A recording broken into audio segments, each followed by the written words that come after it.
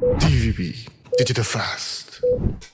You have suggested funneling aid through local responders, the National Unity Government, and ethnic armed organizations. Would ASEAN ever consider this? They have not yet.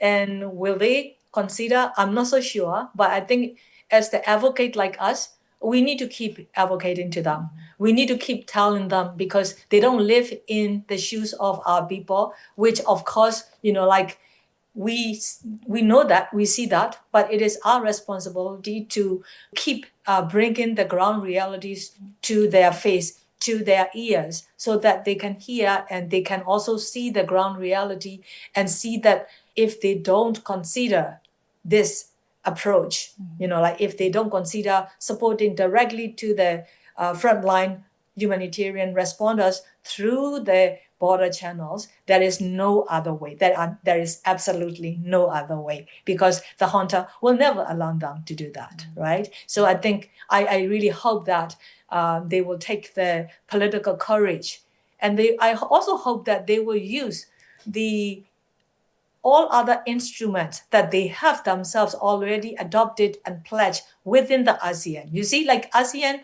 is not absolutely lack of rule base. ASEAN has the charter. ASEAN has many declarations that ASEAN needs to take the actions. They are politically and morally obliged because they adopted those declarations, no one else. Such as, for example, they also has the regional action plan for the protection of children. They have the regional action plan for the women, peace and security. But these regional action plan, how can they ever claim that they are making progress at all unless they actually can save the children's lives who are now being bombed and killed by the junta? If they cannot save the women from Myanmar who are being raped and gang raped by the military, Myanmar military, who has been blacklisted by the United Nations for using the rape as a weapon of war since 2019 officially. If the ASEAN don't try to include or don't include the protection component of the Burma Myanmar's women in the conflict areas who are facing violence from the Myanmar military or any others, how can ASEAN claim that they have been successful or they are making progress with their regional action plan? You see? So it's not like ASEAN is lack of completely nothing at all to address Myanmar crisis. They have many other also declarations and agreements they can look into, and they have to put everything together. They have to put all of their declaration together on the table and see like how these declarations and the regional action plans and their own political pledge can really complement and merge between each other to really address this poly-crisis in Myanmar, because that's the only way for them if they want to really address this. Otherwise, what they can claim or what they can do is they just have to be very honest, tell the whole world, tell the UN Security Council, sorry, we cannot address the Myanmar crisis alone ourselves, which in fact is what I would say they will never be able to address alone by themselves. So ASEAN also needs this courageous political leadership to admit its own lacks, such as like they don't have the capacities, for example. And they need to admit that to the United Nations, the world body, saying that we need your help in this and that to work together with the Myanmar people for this people-centered solution. I think that's the very step that they don't seem to have a political courage or political will to take that step. As long as they do that, they won't be able to address the Myanmar crisis. So who should lead or coordinate this humanitarian response? Because the UN seems to deal exclusively with the regime. We are not only the UN, I mean, the ASEAN AHA Center or the Humanitarian Coordination Center of the ASEAN itself, they only go through the military junta. Their humanitarian delivery mission and claim to be successful once they hand over their aid to the military's hand, where those aid will end up in the military's warehouses. There are no monitoring mechanisms. There are no transparency and accountability. There are absolutely no monitoring of how much of those aid being reached to the most needy people, to where, to which area, how much has already been stockpiled in the warehouses of the military, under the military control or the military junta, how much has ended up on the black market, and how much has been corrupted by the military and their cronies. I mean, like, these are the things, if they even want to talk about the recovery phase, for example. Recovery phase is even much more easier for the military to exercise their endemic corruption, because recovery includes the reconstruction of the real buildings, right? The reconstruction of the pagodas, reconstruction of the temples, reconstruction of this building, that building, and in which, just like what happened after the cyclone Nagis, the military and their families and their cronies are the they are the ones who won the projects, of the recovery from the international, where they actually profited for their personal family wealth, right? So without the monitoring, how can any international or the ASEAN aid can guarantee that it's reaching to the people? Because people are saying they are not getting the aid. To directly respond to your question is, who should be actually leading the humanitarian response?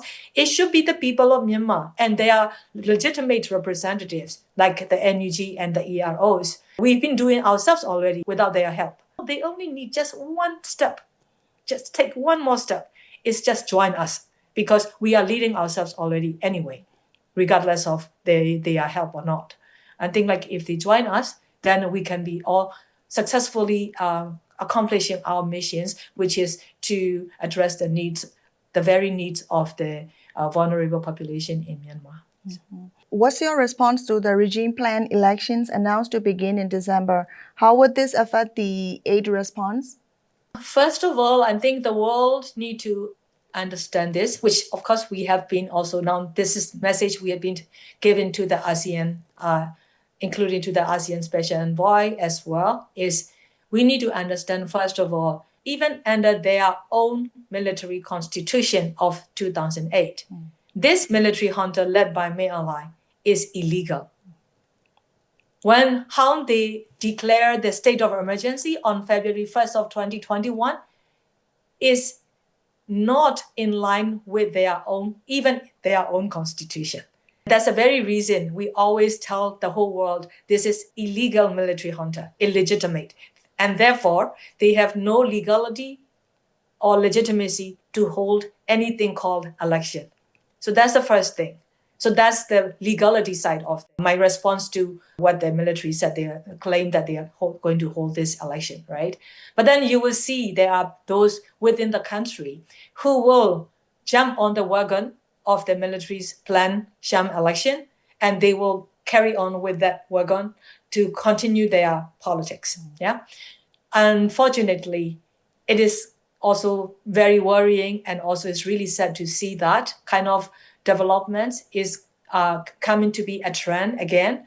Like we are seeing now, like, the individuals and the organizations or entities or political parties who continue to be allowed to exist by the Myanmar military, right? At the mercy of the Myanmar military, they continue to be able to do what they are doing in the name of the politics or the peace for the country. Well, the thing is, the history is not that far yet. I mean, let's learn only even from the past 10 years, from 2011 to 2020.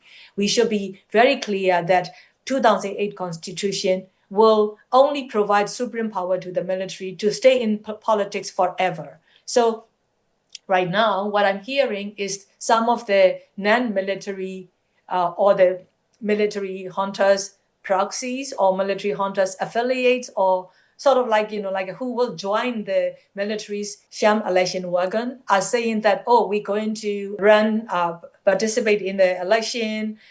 We will also amend the constitution. Why give the false hope to the people again? Come on, right? I mean, even the children today understand and know this 2008 military constitution is a catch-22. So basically, nobody should be given, like a prior false hope to the people, because people at the hands of the military, under the military hunters control areas, they have to be very worried for their security.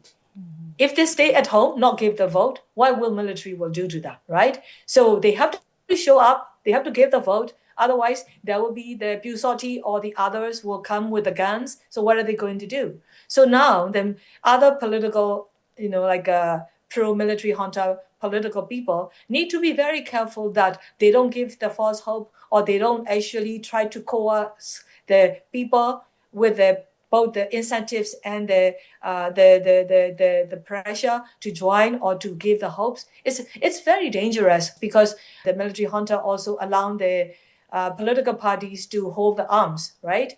So what does it mean? The political parties are going to actually use the guns to do what? So people are now not only to be afraid of the military junta and the Busoti, but also the political parties who are now allowed by the junta to hold the guns and arms.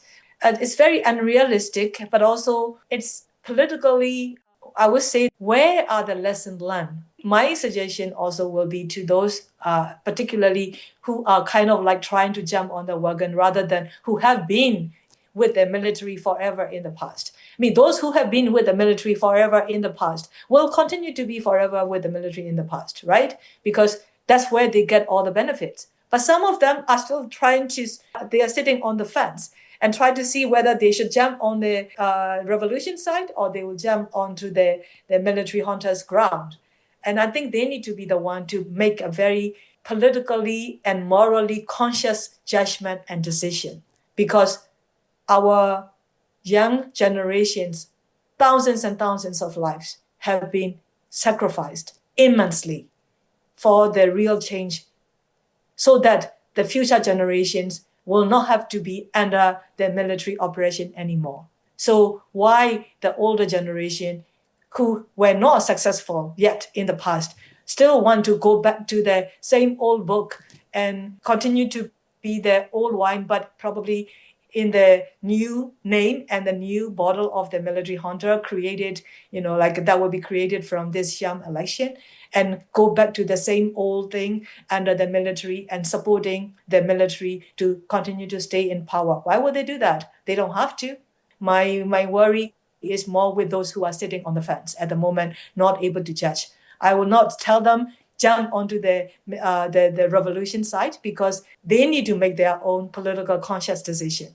But I will encourage them not to jump on to the wagon of the military sham election because that history that they will make for themselves and for their future generations is going to be quite a stain by the young generation's blood. So they should not do that. Do you think ASEAN, either Malaysia or Philippines, would legitimize these elections? As far as I observe, Malaysia, Indonesia, Philippines, they don't actually see the military's sham election, military's led election as a solution. I don't hear them saying that these elections are going to bring sustainable solution to Myanmar. But we're talking about individual members of the ASEAN, you see. The Philippines, next chair, Malaysia, current chair. But these two individual countries, like Indonesia, even though they don't see the military-led or military orchestrated this upcoming election, they don't see it will bring the solution. However, when it comes to the ASEAN, they all stand on the principle of the ASEAN centrality, meaning that they will try to be in the unity for their political decisions as a ASEAN decision together, right? So I think the challenge for these individual countries like Malaysia and the Philippines, who sees that military-led election is not the answer, but the challenge for them now, which they need to come up with the solution soon, is how are they going to convince the other ASEAN member states or the other ASEAN leaders from the Vietnam and Laos and Cambodia and Brunei to actually join them in the upcoming summit in October, that they need to speak up very clearly, just make a statement that the military junta cannot hold such election because it lacks the legality, it lacks the legitimacy, and under the ASEAN Charter, this junta is not to hold any election at all. They cannot convene. the ASEAN should hold on to their own principles and ASEAN Charter and just make us a very clear announcement that we will not recognize this election. Will they do that? We'll have to wait and see. And knowing of the ASEAN always not having that level of political courage or following their own pledges as they pledge in the charter and the declarations, it's also challenging for us as well, because you will see like how the quick fix solution, how the ASEAN and even the UN member states, many of them will see that, like a election as if it is the central part of the democracy, which is actually not, especially in this current world. Election can be all facet in so many other authoritarian countries. So it's not different from Myanmar, and even worse for Myanmar because of what this Myanmar military is. So I hope that ASEAN leaders will at least once in their lifetime take the political courage and take their own political obligation to the Myanmar people, because state sovereignty is equal to the people, not who sits in Naypyidaw. So now the ASEAN leaders come together in this upcoming summit, and even before that, there will be ministerial meeting, foreign ministers meeting. They need to come up with a very clear position that ASEAN will not accept the Hunters-led election. Your most recent op-ed for DVB English News was on the women, peace and security agenda at ASEAN. How is this progressing? I think my messages are only reaching to different ears at the moment. I'm basically reaching out to different entities in the ASEAN region, including the human rights commissions of the different member states, like other entities, including the think tanks who might make the proposal to the ASEAN. In fact, the regional action plan is actually developed with the technical and financial assistance from the international community there, such as the UN Women, or the donors like, from Canada, for example, Australia. There are other donors are involved. So I'm trying to reach with my proposal to those other entities as well as to the ASEAN leaders through the different channels. I haven't got any response so far yet, but I have received one response, which is still early for me to say at this point. But one of the member states, relevant bodies of the one of the member states, is looking into how to address the conflict related sexual violence that Myanmar women are facing. They are looking into my proposal for the ASEAN to form an independent body or committee, independent committee or delegation to reach out to the women of Myanmar and really discuss and hear from the women of Myanmar, their experiences, their documentation on the conflict-related sexual violence, which directly relates to the regional action plan for the women, peace and security. As I said in my op-ed, ASEAN regional plan of action on women, peace and security completely neglected or left out the women of Myanmar.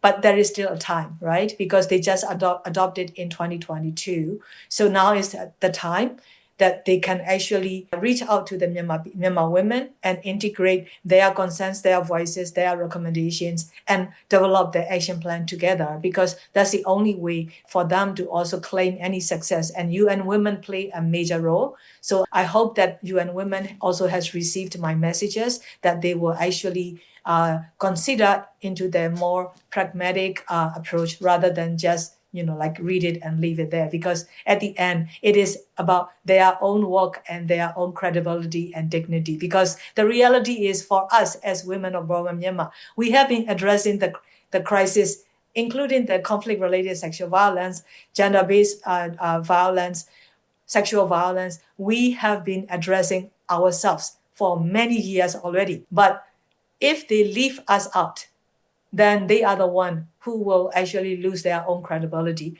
and their own progress that they want to claim. Because the reality is, without the Myanmar women participation and without the Myanmar women, the solution for the Myanmar women, addressing the Myanmar women's crisis, then there is no real regional action plan that they can claim to be a successful one.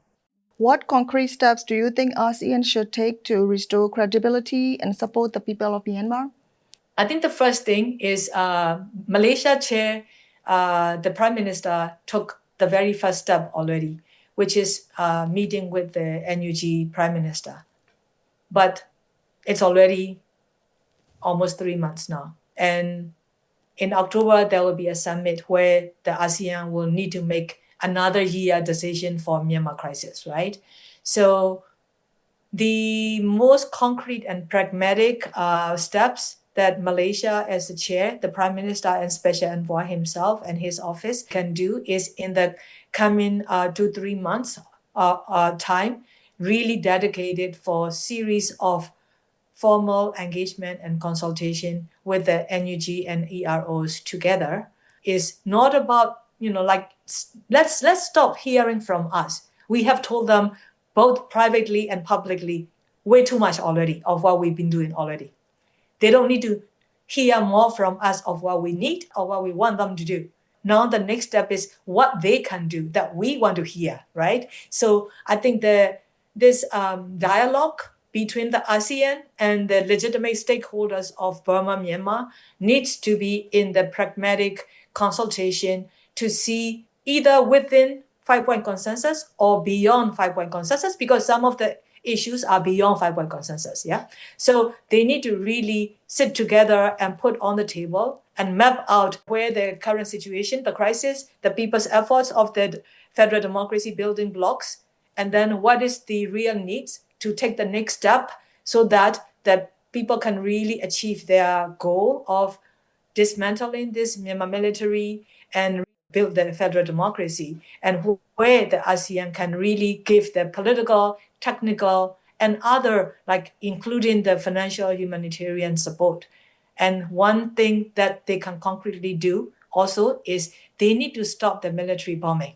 Minimum benchmark. If Malaysia cannot achieve the military bombing to the people, I would say Malaysia, again, like the others, completely failed, because that is the most important to save the people's lives on the ground. And also that is their own pledge of the 5-point consensus. So stop the aviation fuel going to the military junta, stop the finance, stop the military weapons going to the junta. Don't allow any air or the, like a water, like a space being used by the military junta to empower themselves with more weapons and more aviation fuel to bomb the people.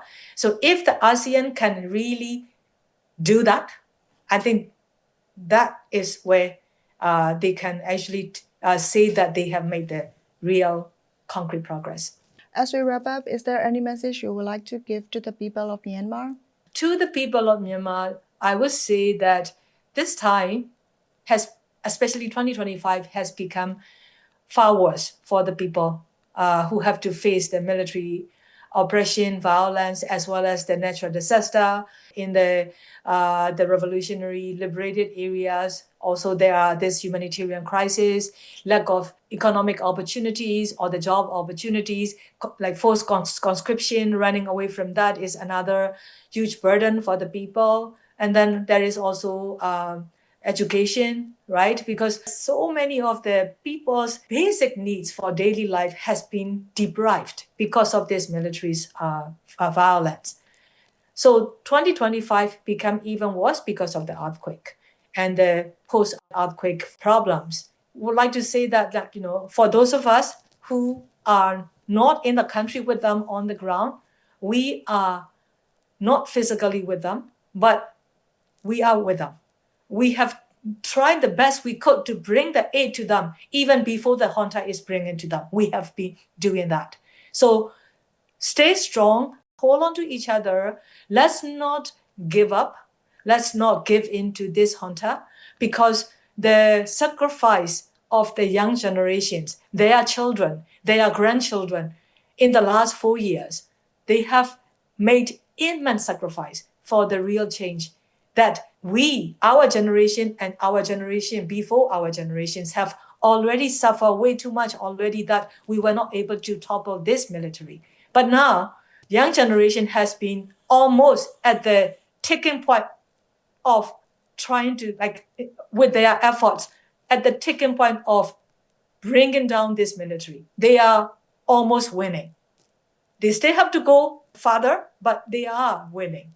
I think that needs to be recognized by their parents, their children, and the people of Myanmar who are, yes, suffering in the country, but at the same time, this revolution gaining the ground to remove this military is actually advancing. So please hang in there and let's hold on to each other and let's not give in to this junta election and let's not fall on the same trap by those quote unquote politicians who are giving the false promises, who are the military's allies, who just are telling that we are going to amend the 2008 constitution, which in fact is not going to happen, but instead they will support the military to continue to stay in power and control the economy and political and social lives of our people. So I think that is going to be my message to the people. Thank you for joining us today. Thank you for having me. Yeah.